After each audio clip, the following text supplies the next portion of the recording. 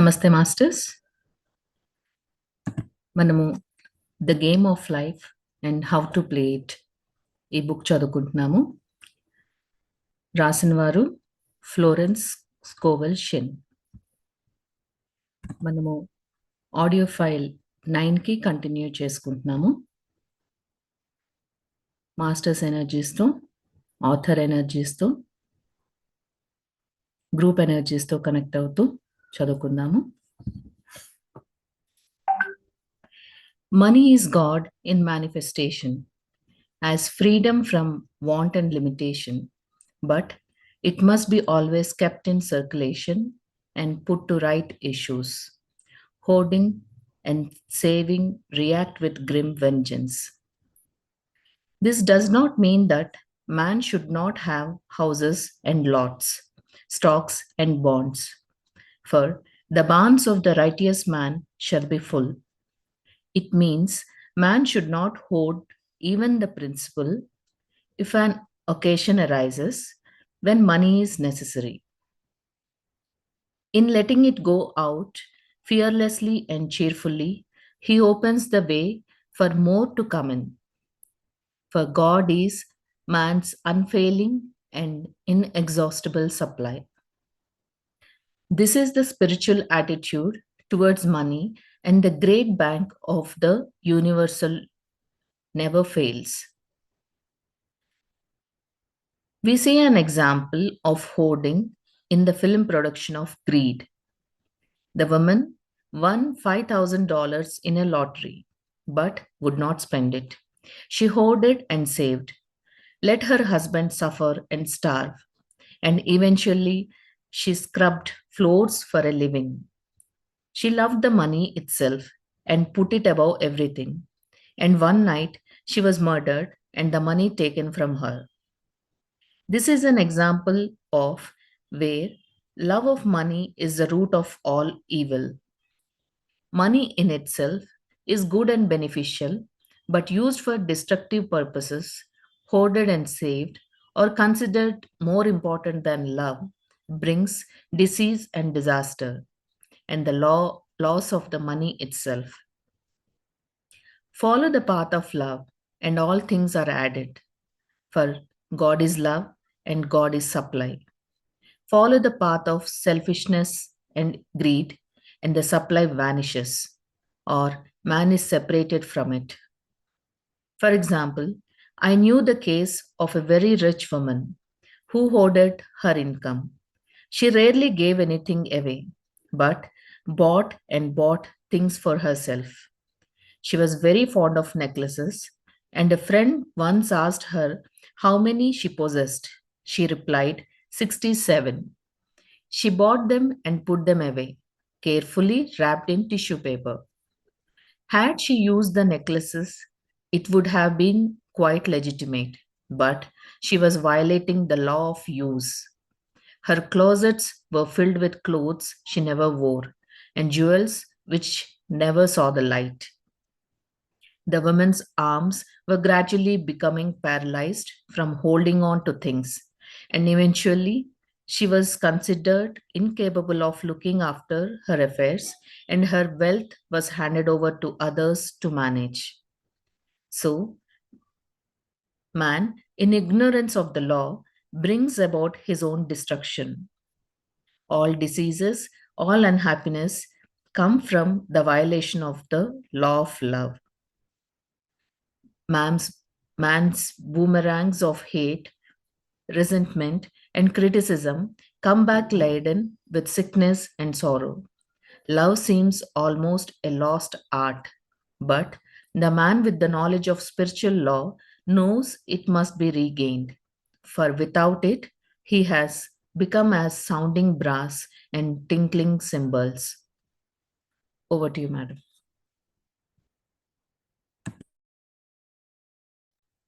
Thank you madam.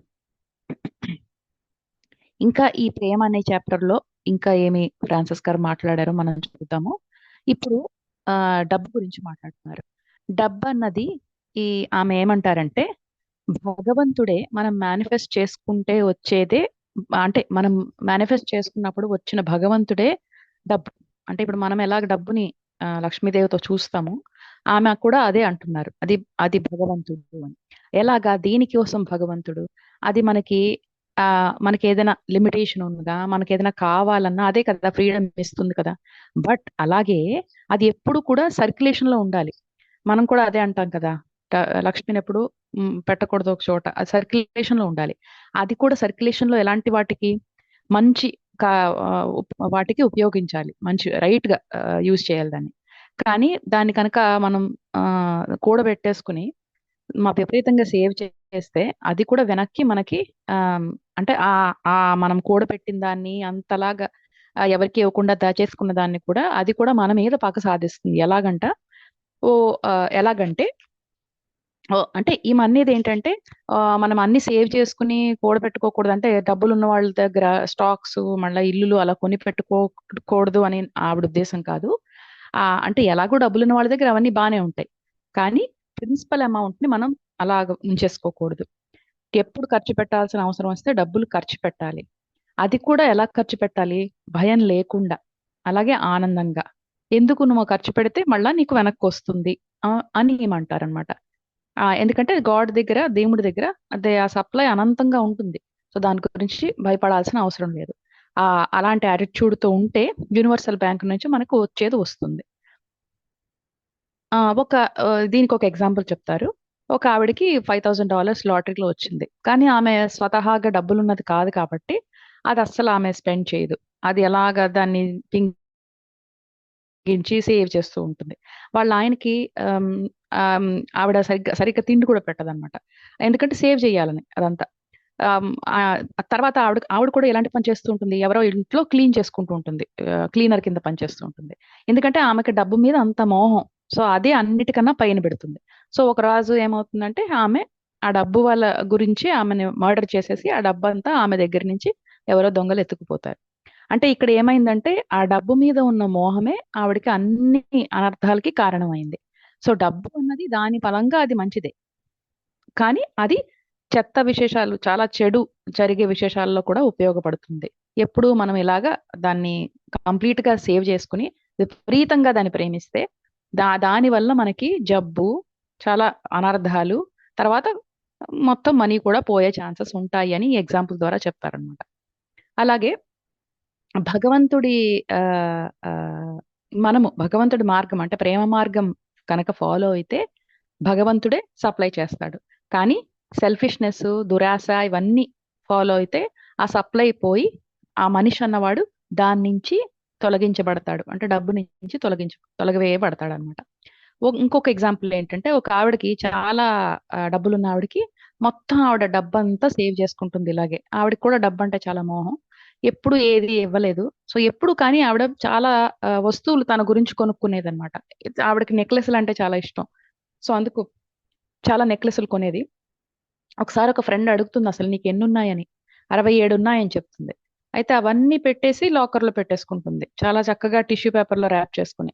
అయితే ఆ, అలా అన్ని నెక్లెస్లు ఉండడం ఒక ఓకేనే, అంటే అదేమీ తప్పు కాదు. కానీ ఏంటంటే ఆవిడ లా ఆఫ్ యూజ్ అన్నదే వైలేట్ చేస్తుంది. ఆ లా ఆఫ్ యూజ్ అంటే ఎప్పుడైనా ఒక వస్తువుని మనం ఒకవేళ యూజ్ చేయకపోతే పడేయాలి, లేకపోతే యూజ్ చేస్తూ ఉండాలి. అది దాని లా ఆఫ్ యూజ్. కానీ అది ఆవిడ వైలేట్ చేసింది, ఎందుకంటే అవన్నీ దాస్తోంది కానీ ఆమె ఏమీ యూజ్ చేయట్లేదు. ఆమె మొత్తం ఆమె బీరువాలో ఉన్న బట్టలన్నీ కూడా ఎప్పుడు ఆమె కట్టుకోదు, అలా కొనుక్కుని ఉంచుకుంటుంది. అలాగే ఈ జ్యువెల్స్, బంగారాలు, మణులు కూడా అవి ఎప్పుడు లైట్ చూడలేదంటే అవి ఎప్పుడు బయటికి రాలేదన్నమాట. సో దీనివల్ల ఆమె ఏమవుతుందంటే ఈవిడ చేతులన్నీ కూడా మొత్తం ప్యారలైజ్ అయిపోతున్నాయట. ఎందుకు ప్యారలైజ్ అయిపోతున్నాయి, పారాలసిస్ ఎందుకు చేతులకు వచ్చింది? ఆవిడ అన్ని వస్తువులన్నీ పట్టుకుని ఉంచుకుంది, అది బయటకు పోనీకుండా. సో దానివల్ల వాటి పారాలసిస్ వచ్చి ఈవెన్చువల్ గా ఆవిడ చూసుకోలేని స్థితిలోకి వచ్చేసి ఆవిడ ధనం అంతా కూడా వేరే వాళ్ళకి వాళ్ళు మేనేజ్ చేయాలని ఆవిడ తర్వాత వాళ్ళకి ఇచ్చేసారనమాట. సో ఈ ఈ లా కనుక మనిషి కనుక సమంగా అర్థం చేసుకోకపోతే అతని నాశనానికి, అంటే ఈ లా ఆఫ్ యూజ్ చెప్పింది కదా, ఇది ఫాలో అయిపోతే అతని నాశనానికి కారణం, దారి తీస్తుంది మొత్తానికి. సో మొత్తం మన డిజీజ్ కానీ మనలో మనకి వచ్చే ఆ అంటే బాధలు కానీ ఇవన్నీ కూడా ఈ లా ఆఫ్ లవ్ ని కనుక మనం వయలేట్ చేస్తే అవి వాటి వల్ల ఇవన్నీ వస్తాయి అని ఏమంటారనమాట. అంటే ఎప్పుడైనా మనిషి ఒక బూమరాంగ్ కింద, అంటే ఉమ్, ఆ తెలుసు కదా, మనకి రింగ్ లాగా ఉంటుంది కదా, అది మనం కనుక త్రో చేస్తే, అంటే మనం ద్వేషము, పగ, క్రిటిసిజము ఇవన్నీ మనం కనుక మనిషి కనుక త్రో చేస్తే వెనకాల మనకి వచ్చి తగులుతుంది. బూమరాంగ్ అంటే అంతే కదా, మనం విసిరితే వెనక్కి వస్తుంది. అప్పుడు అది ఎలా వస్తుందంటే మనకి సిక్నెస్, అంటే వ్యాధుల రూపంగా, మళ్ళా బాధల రూపంగా వస్తాయి.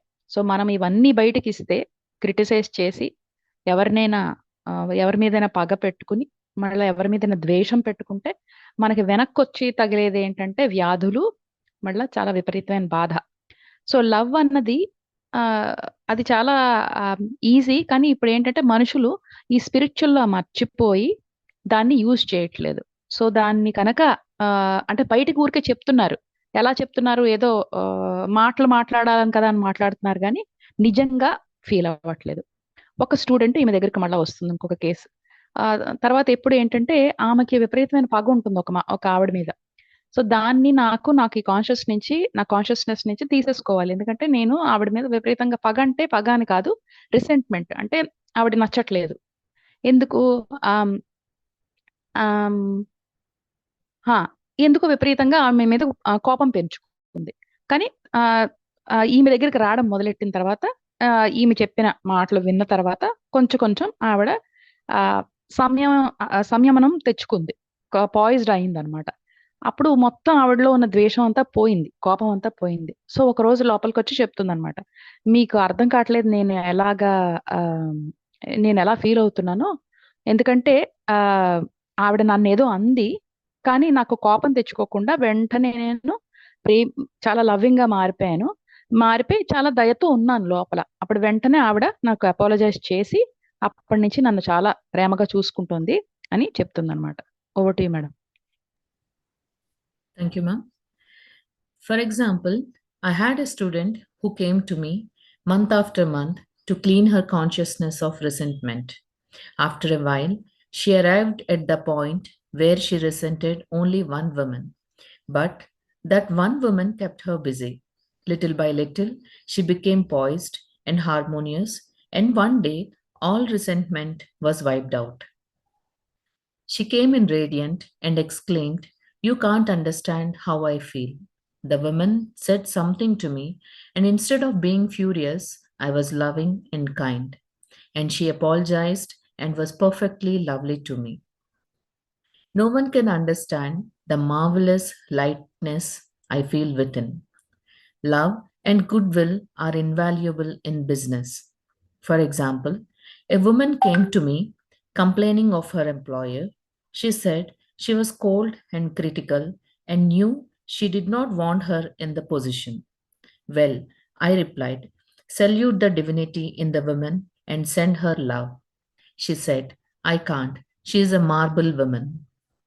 I answered, "You remember the story of the sculptor who asked for a certain piece of marble? He was asked why he wanted it, and he replied, "Because there is an angel in the marble." And out of it, he produced a wonderful work of art. She said, "Very well, I will try it." A week later, she came back and said, "I did what you told me to." And now the woman is very kind and took me out in her car. People are sometimes filled with remorse for having done someone an unkindness, perhaps years ago. If the wrong cannot be right, its effect can be neutralized by doing someone a kindness in the present. This one thing I do, forgetting those things which are behind and reaching forth unto things where are before. Sorrow, regret, and remorse tear down the cells of the body and poison the atmosphere of the individual. A woman said to me in deep sorrow, "Treat me to be happy and joyous, for my sorrow makes me so irritable with members of my family that I keep making more karma." I was asked to treat a woman who was mourning for her daughter. I denied all belief in loss and separation and affirmed that God was the woman's joy, love, and peace. The woman gained her poise at once, but sent word by her son not to treat any longer because she was so happy it was not respectable. So, mortal mind loves to hang on to its griefs and regrets. Over to you, madam. ఈ student ఎప్పుడైతే వచ్చి ఈమె దగ్గరికి చెప్పిందో నాలో ఉన్న resentment, నాలో ఉన్న పగ అంతా పోయింది అని చెప్పగానే ఆ స్టూడెంట్ అందనమాట, మీకు అర్థం కావట్లేదు నేను ఎలాగా ఫీల్ అవుతున్నానో ఇప్పుడు. ఎందుకంటే ఇప్పుడు ఆమె ఏం చెప్పినా నాకు కోపం రావట్లేదు. నేను చాలా లవ్వింగ్ గా ఉన్నాను. వెంటనే ఆవిడ పర్ఫెక్ట్ గా నాతో చాలా బాగుంది. సో కానీ దీనివల్ల నాకు ఏం లాభం కలిగిందంటే, నాలో ఉన్న బరువంతా పోయింది. అంటే ఈ కోపము పగ అన్నది పెట్టుకుంది కదా, అదంతా పోయి నేను లైట్ గా అయిపోయాను. అది నాకు చాలా హెల్ప్ చేసింది అని చెప్తుంది అనమాట. అయితే ఈ లవ్, గుడ్ విల్ అన్నది బిజినెస్ కూడా, ఎప్పుడైనా బిజినెస్ లో ఇవి చాలా ఉపయోగం మనకి. ఎలాగా, ఒక లేడీ వస్తుంది ఈవిడ దగ్గరకు, ఇంకో లేడీ ఆవిడ ఎంప్లాయర్ గురించి, ఆవిడ బాస్ గురించి కంప్లైంట్ చేస్తూ ఉంటుంది. ఏమని, ఆవిడ ఎప్పుడు నాతో సమంగా మాట్లాడదు, ఎప్పుడు నన్ను క్రిటిసైజ్ చేస్తుంది. ఇంకోటి ఏంటంటే, ఆవిడకి నేను ఈ పొజిషన్ లో ఉండడం కూడా ఇష్టం లేదు అని చెప్తుంది అనమాట. అప్పుడు ఫ్లోరెన్స్ ఏం చెప్తుందంటే, ఆవిడలో ఉన్న దైవత్వానికి నువ్వు తల వంచి నమస్కరించి ఆవిడకి ప్రేమ పంపించు అని. అయితే ఈమె ఏమంటుందంటే, నేను చేయలేను, ఎందుకంటే ఆవిడ ఒక మార్బుల్ లాంటిది, అంటే ఒక రాయి లాంటి మనిషి. సో ఆవిడకి నేను చేయలేను, ఇంకా ఆవిడలో రాతికి నేను అలాంటిది ఏమీ చేయలేను అని అంటుంది అనమాట. అప్పుడు ఈమె ఏమంటుందంటే, నీకు ఒక స్టోరీ తెలుసు కదా, అంటే రాతిలో కూడా ఒక ఏంజల్ ఉంది అని చెప్పేసి ఒక శిల్పకారుడు ఆ రాతిని, ఆ సర్టన్ మార్బుల్ ని వెతుక్కుంటూ ఉంటాడు. సో అలాంటి దాంతోనే అతను ఒక చాలా పెద్ద మంచి శిల్పాన్ని, చాలా అందమైన శిల్పాన్ని చెక్కాడు. సో రాతి మార్బుల్ ని నువ్వు తీసేయడానికి లేదు, సో దాంతో కూడా నువ్వు చాలా మంచి ఆర్ట్ చేయొచ్చు.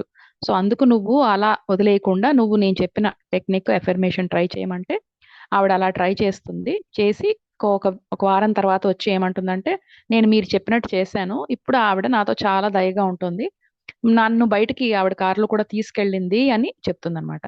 సో ఎప్పుడైనా మనుషులు ఎప్పుడైనా ఇంతకు ముందు మనకి ఎవరైనా ఏదైనా తప్పు మనతో చేశారు, Now fine. ఎప్పుడో ఎన్నాళ్ళో క్రితం వాళ్ళు మీకు తప్పు చేశారు, మీకు మిమ్మల్ని ఏదో బాధ పెట్టారు, దాన్ని మీరు ఇప్పుడు ఆ రిసెంట్మెంట్ అంతా దాన్ని మీరు ఉంచుకోకుండా దాన్ని రైట్ చేయాలంటే, మనము వాళ్ళకి ఏదో ఒక కైండ్నెస్ ప్రెసెంట్ లో ఏదో ఒక విధంగా వాళ్ళకి కైండ్నెస్ చూపిస్తే, అప్పుడు మనకున్న పగపోయి అది కరెక్ట్ గా మనం బాగుపడతాం, ఆ తర్వాత మనకు కూడా వాళ్ళ నుంచి మంచి జరుగుతుంది అని అంటుంది అనమాట. అయితే ఈ బాధ గాని, పశ్చాత్తాపం గాని, రిగ్రెట్, రిమోర్స్ అన్నవి ఏంటంటే, రిగ్రెట్ అన్నది పశ్చాత్తాపం, రిమోర్స్ అంటే పశ్చాత్తాపం కన్నా ఇంకా చాలా బాధపడ్డాం అనమాట. ఇవన్నీ ఈ ఫీలింగ్స్ అన్ని కూడా బాడీనంతా కూడా, బాడీలో ఉన్న సెల్స్ అన్నిటిని కూడా డిస్ట్రాయ్ చేస్తాయట. మొత్తం మన బాడీలో ఉన్న అట్మాస్ఫియర్, అంటే బాడీలో ఉన్న ఎన్వైరన్మెంట్ అంతా కూడా పాయిజన్ చేసేస్తాయి ఈ బాధలు. ఈ బాధ, పశ్చాత్తాపం, అంతకన్నా ఇంకా ఎక్కువ బాధపడిపోవడం, ఈ ఫీలింగ్స్ అన్ని. సో ఒక విపరీతమైన బాధతో వస్తుంది, వచ్చి నన్ను ట్రీట్ చేయండి, ఎందుకంటే నేను హ్యాపీగా ఉండాలి, జాయ్గా ఉండాలి, ఎందుకంటే నా బాధ వల్ల నేను తక్కిన నా ఫ్యామిలీ మెంబర్స్ అందరినీ కూడా బాధ పెడుతున్నాను, అందువల్ల నేను ఇంకా ఎక్కువ కర్మ చేసుకుంటున్నాను, చెడు కర్మ అని ఆమె అంటుంది అనమాట. Okay sir. ఆ తర్వాత ఈమె ట్రీట్ చేస్తుంది అనుకుంటాను, ఇంకా ఆ విషయం గురించి ఏమి చెప్పలేదు. తర్వాత ఇంకొక లేడీ వస్తుంది, ఆమె కూతురు గురించి, కూతురు పోయిందని దుఃఖంలో ఉంటుందన్నమాట. అయితే ఈమె ఏమంటుందంటే, ఫ్రాన్సిస్ ఏం చెప్తారంటే ఆవిడతో, మీరు, నేను నమ్మను, మీకు మీకు ఇప్పుడు లాస్ ఉంది, మీ జీవితంలో ఒకటి పోయింది, మీకు వాళ్ళ నుంచి సెపరేషన్ వచ్చింది, కానీ మీరు ఎఫర్మేషన్ చేసుకోండి, ఏమని, భగవంతుడే మీకు జాయ్ని కానీ, లవ్ని కానీ, పీస్ని కానీ ఇస్తాడు అని మీరు ఎఫర్మేషన్ చేసుకోండి అని ఆమెకు చెప్తారనమాట. చెప్పగానే ఈమె వెంటనే ఆవిడ సర్దుకుని తర్వాత ఆవిడ కొడుకుతో పంపిస్తుంది అనమాట. నన్ను ఇప్పుడు ట్రీట్ చేయొద్దని చెప్పి ఆవిడని, ఎందుకంటే ఇప్పుడు నేను చాలా హ్యాపీగా ఉన్నాను, ఇంత హ్యాపీగా ఉండడం కూడా ఇప్పుడు బాగుండదు, ఎందుకంటే ఇప్పుడు అందరూ ఈవిడకి అసలు దుఃఖమే లేదేంటి అని అనుకుంటారు, అందుకు ఇంకా ట్రీట్ చేయొద్దని చెప్పు అని పంపిస్తుంది. అంటే ఈమె చేత ఎఫర్మేషన్ ఇవ్వబడి ఈమె మాట్లాడుతుంది, ఆవిడ ఎఫర్మేషన్ చేసుకుంటుంది. సో వెంటనే ఆమెకి స్వస్థత చేకూరుతుందన్నమాట. సో ఈ మైండ్ అన్నది మనకి ఎప్పుడు కూడా దుఃఖాలకి, బాధలకి దాంట్లోనే ఉండిపోవాలని దానికి విపరీతమైన ఇష్టం ఉంటుంది. అది చాలా ఇష్టపడుతుంది దాంట్లో ఉండిపోవడానికి. ఏది ఈ మన మార్టల్ మైండ్ అంటే మనిషి యొక్క మైండ్ అన్నమాట. Thank you madam. Thank you, ma'am. I knew a woman who went about bragging of her troubles. So, of course, she always had something to brag about. The old idea was if a woman did not worry about her children, she was not a good mother. Now, we know that mother fear is responsible for many of the diseases and accidents which come into the lives of children. For fear pictures vividly the disease or situation feared, and these pictures objectify, if not neutralized. Happy is the mother who can say sincerely that she puts her child in God's hands and knows, therefore, that he is divinely protected. For example, a woman awoke suddenly in the night, feeling her brother was in great danger.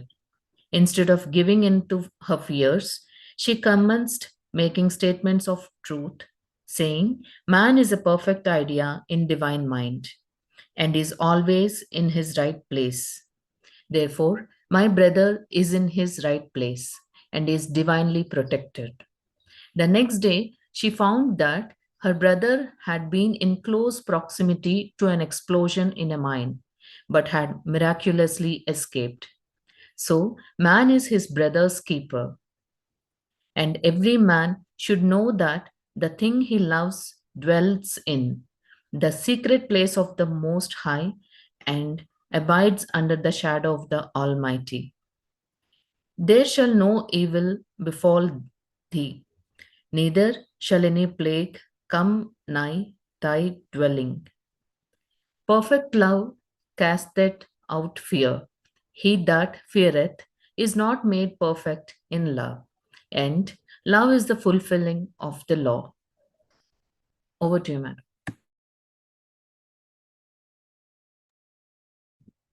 Thank you madam.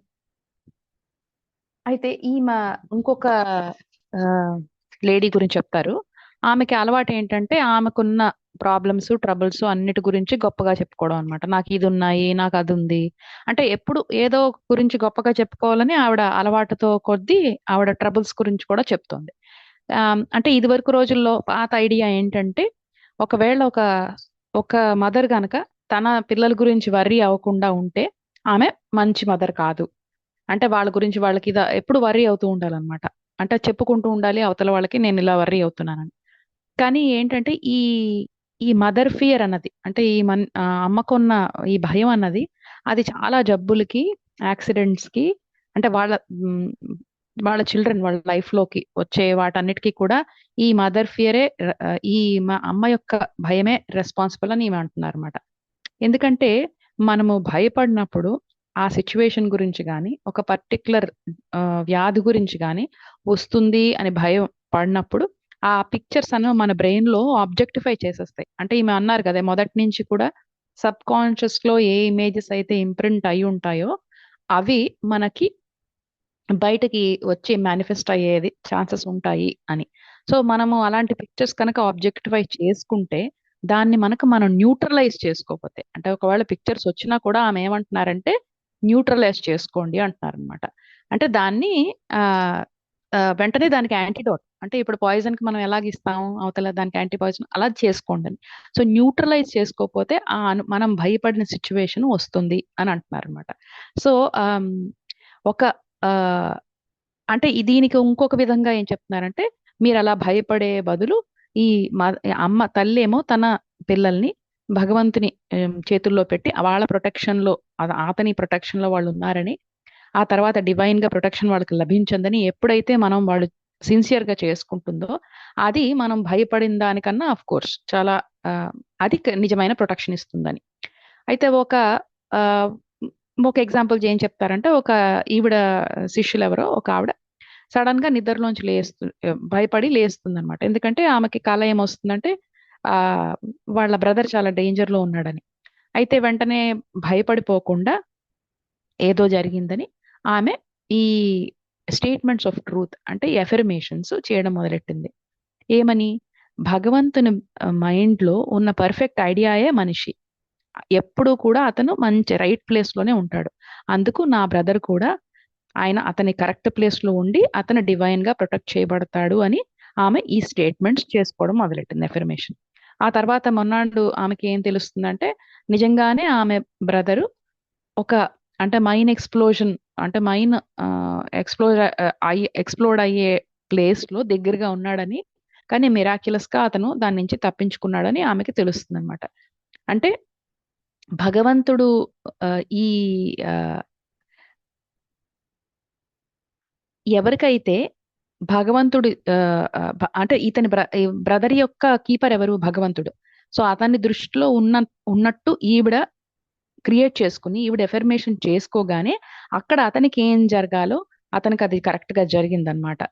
So అలాంటి వాళ్ళకి ఈమె affirmation వల్ల అతను almost save అయ్యాడు. అలాంటి వాళ్ళకి ఏమీ evil రాదు అని ఆమె ఎప్పుడైతే ప్రొటెక్షన్ పెట్టిందో ఆవిడకి అతనికి ఆ ప్రొటెక్షన్ అన్నది అతనికి లభించింది. Over to you madam. Maybe Gayatri madam end చేస్తారేమో.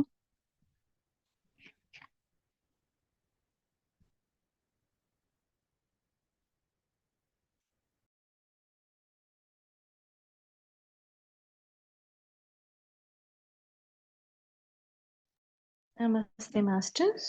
ఇక్కడ మనకి ఉన్న స్టోరీస్లో ఫస్ట్ 2 స్టోరీస్లో మనకి ఆ ఇద్దరు మనుషులకి వస్తువుల మీద డబ్బుల మీద ఉన్న విపరీతమైన అటాచ్మెంట్ని అండ్ వాళ్ళకున్న విపరీతమైన కోరికని చూపించింది. అంటే అటాచ్మెంట్ వల్ల వాటినన్నింటినీ కలెక్ట్ చేసుకొని దగ్గర పెట్టుకుంటున్నారు. అది మనీ కావచ్చు, లేదంటే వస్తువులు కావచ్చు. వాటిని కలెక్ట్ చేసుకొని దగ్గర పెట్టుకుంటున్నారు తప్ప వాటిని అనుభవించట్ల. కానీ యూనివర్సల్ రూలు లా ప్రకారం ఏంటంటే నువ్వు పొందుకున్న ప్రతి దాన్ని నువ్వు అనుభవించాలి. భూమి మీద నువ్వు ఆత్మగా ఎక్స్పీరియన్స్ అవ్వడానికి వచ్చావు. సో ఆ ఎక్స్పీరియన్స్ని పొందాలి. ఎప్పుడైతే నువ్వు పొందకుండా దాన్ని దాచడం కానీ దాన్ని ప్రిజర్వ్ చేయడం కానీ చేస్తే ఎవరైతే అనుభవించడానికి సిద్ధంగా ఉంటారో వాళ్ళ దగ్గరికి మూవ్ అయిపోతుంది. అది యూనివర్సల్ లా. సో ఎక్కువ అటాచ్మెంట్తో ఉండడం కానీ దాన్ని ప్రిజర్వ్ చేసుకోవాలా దాచిపెట్టుకోవాలనే ఫీలింగ్తో ఉండడం కానీ రాంగ్ అనేది అది యూనివర్సల్ లా అగెనిస్ట్ అనేది ఇక్కడ చెప్పారు. మిగతా స్టోరీల్లో వాళ్ళు నెగిటివ్ థింకింగ్లో కోపంగా ఫ్రస్ట్రేటెడ్గా ఉండడాన్ని నీకు నష్టం చేస్తుంది. ఆ ఎదురు మనిషి కంటే కూడా అలాంటి ఎమోషన్స్ వల్ల నువ్వు ఈ బాడీలో ఎమోషన్స్ వల్ల ఈ ఎర్త్కి ఈ 3 డైమెన్షన్లో ఎక్కువ ఉండి నువ్వు అనుకున్నది సాధించలేకపోతావు. నువ్వు నీకంటూ ఒక క్రియేటివ్ మైండ్కి నువ్వు దూరంగా వెళ్ళిపోతావు. అంటే నీ సోల్ఫుల్నెస్కి నువ్వు దూరంగా వెళ్ళిపోతావు. అందుకని నువ్వు ఆ ఎమోషన్స్కి అటాచ్ కాకుండా ఆ ఎమోషన్స్కి రెస్పాండ్ రియాక్ట్ అవ్వకుండా జస్ట్ గమనిస్తూ ప్రతి ఒక్కరిలో ఒక సోల్ని ఒక డివినిటీని చూడడం మొదలు పెడితే అప్పుడు మనతో మనం ప్రశాంతంగా ఉంటాం. సో ఈ ఎమోషన్స్కి అటాచ్ అయిపోయి ఎమోషన్స్కి రియాక్ట్ రెస్పాండ్ అవ్వద్దు. ఎట్టి పరిస్థితిలో నువ్వు నీలో ఉన్న డివినిటీని రెస్పెక్ట్ చేసి ప్రేమించి ప్రతి ఒక్కరిలో కూడా ఆ డివినిటీని లవ్ని మాత్రమే చూడు. అప్పుడు నీతో పాటు నీ చుట్టూ ఉన్న అందరికీ మంచి జరుగుద్ది అని ఇక్కడ చెప్పారు. మిగతా స్టోరీలో అంటే నీకున్న భయం కానీ ఫియర్ కానీ లేదంటే ఎలాంటి జరుగుద్దామా అన్న ఆ నెగిటివ్ ఫీలింగ్ కానీ అన్నింటికి నీకు ఎప్పుడు వచ్చినా కూడా వాటిని నీలో ఉన్న డివైన్కి కంప్లీట్గా సరెండర్ అయిపోయి నాకంతా మంచే జరుగుద్ది, నేను కంప్లీట్ మంచిని మాత్రమే ఎక్స్పెక్ట్ చేస్తున్నాను. ఎప్పుడైతే నీకు నువ్వు నిశ్చయంగా ఉంటావో నీకు మంచే జరుగుద్ది. అంటే నువ్వే నిర్ణయించుకుంటావు. నువ్వు భయానికి లేదంటే మిగతా వాటికి ఎమోషన్స్కి రియాక్ట్ అవుతున్నావా, లేదా నీకు ఖచ్చితంగా నేను క్రియేటర్ని నేనంతా అద్భుతంగా క్రియేట్ చేసుకుంటున్నావా అని నమ్మి పాజిటివ్గా అఫర్మేషన్స్తో పాజిటివ్ నమ్మకాలతో ఉంటున్నావా అనేది ఇక్కడ చాలా ఇంపార్టెంట్. సో ఇక్కడ అటాచ్మెంటు, ఎమోషన్స్, కోపము, యాంగర్ ఈ ఏటికి లొంగకుండా నువ్వు కంప్లీట్ సోల్గా అన్నింటినీ సరెండర్నెస్తో ఎంజాయ్ చేయడానికి వచ్చావు అన్న విషయాన్ని గుర్తుపెట్టుకొని ఉండాలని నాకు అనిపించింది మాస్టర్స్. Thank you.